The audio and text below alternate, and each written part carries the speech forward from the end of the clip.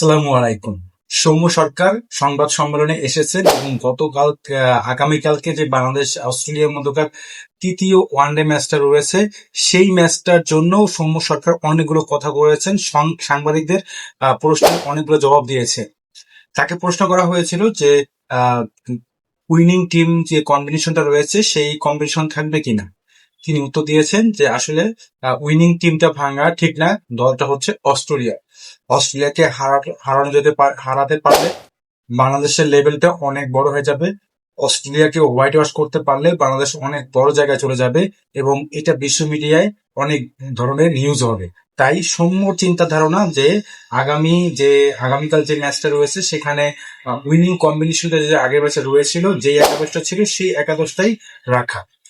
সৌম্যকে আরো জিজ্ঞেস করা হয়েছিল যে সৌম্য সরকারকে সবসময় সুযোগ দেওয়া হয় না কেন, তিনি এই সুযোগগুলো পাচ্ছেন না কেন। তিনি সত্যি উত্তর দিয়েছেন যে আসলে আগে যে অবস্থাটা ছিল সেই অবস্থা থেকে এখন কিছুটা হলেও একটু ভালো দিকে চলে আসছে। সৌম্য সরকারকে আরো প্রশ্ন করা হয়েছিল, তাকে বলা হয়েছিল তাকে কেন বাদ দেওয়া হয় লেফট হ্যান্ডের জন্য, যেহেতু Tanzid Tamim left hander batsman, Soumya Sarkar left hander batsman, তারপরে নাজমুল হোসেন শান্ত, একেবারে 1 থেকে 3 পর্যন্ত একবার তিনটে ব্যাটসম্যানই হচ্ছে বাম হাতি।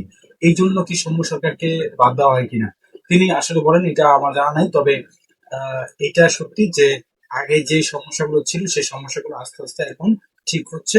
আর এখন আমরা নিয়মিতভাবে একে একে ম্যাচ পেয়েছি।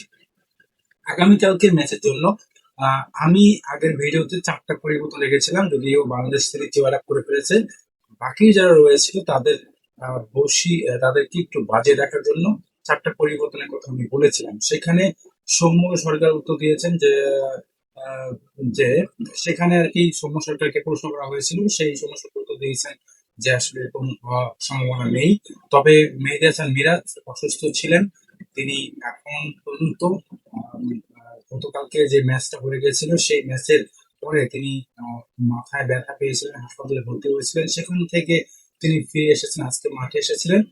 তবে তিনি অনুশীলন করেন নাই, মাঠের অন্যান্য বিষয়গুলো তিনি দেখছিলেন। সো তিনি খেলবেন কিনা।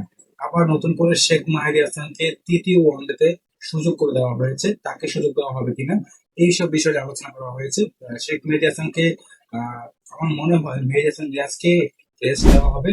সেই জায়গাটিতে নাজমুল হোসেন শান্ত ক্যাপ্টেন্সি করবেন এবং শেখ মেহেদী হাসান দলে ঢুকে যাবেন তার জায়গায়, মেহেদী হাসান মিরাজের জায়গায়। তো আগামীকালকে যে ম্যাচটা রয়েছে সেখানে কোনো ছাড় দেওয়া হবে না। বাংলাদেশ সেই সৌম্য সরকারের কাছ থেকে সেই কথাগুলো উঠে আসছে যে বাংলাদেশ এই সিরিজে কোনো ছাড় দেবে না অস্ট্রেলিয়াকে, এবং যে কোনো মূল্যে বাংলা ওয়াশ তারা করতে চায়। আর এইটাই হওয়া জরুরি বলে সৌম্য সরকার মনে করেন। 4টা পরিবর্তন আমি রেখেছিলাম, সেই 4টা পরিবর্তনের মধ্যে 1 নম্বর হচ্ছে তানজিদ তামিম কে বসিয়ে ওইখানে সাইফ হাসান সৌম্য সরকার ব্যাট হবে এবং 3 নম্বর পজিশনে খেলবেন নাজমুল শান্ত, 4 নম্বরে খেলবেন লিটন কুমার দাস, 5 নম্বরে তাহির হৃদয়, 6 নম্বরে মোসাদ্দেক হোসেন সৈকত, 7 নম্বরে মেহেদী হাসান মিরাজ তিনি উঠে যাবেন। সেখানে থাকবেন শেখ মেহেদী হাসান, 8 নম্বরে হচ্ছে রিশাদ হোসেন, 9 নম্বরে তাসকিনকে বসিয়ে শরীফুল ইসলাম, মুস্তাফিজুর রহমান, নাহিদ রানা। সো এই যে 11 জন প্লেয়ার, এই প্লেয়ার গুলোকে খেলিয়ে 4টা পরিবর্তন করিয়ে আমার কাছে মনে হয় আগামীকালকে ম্যাচটা খুবই দারুণ কিছু হতে যাচ্ছে। আপনাদের মতামত কমেন্টে আপনারা জানিয়ে দেবেন। সবাইকে ধন্যবাদ।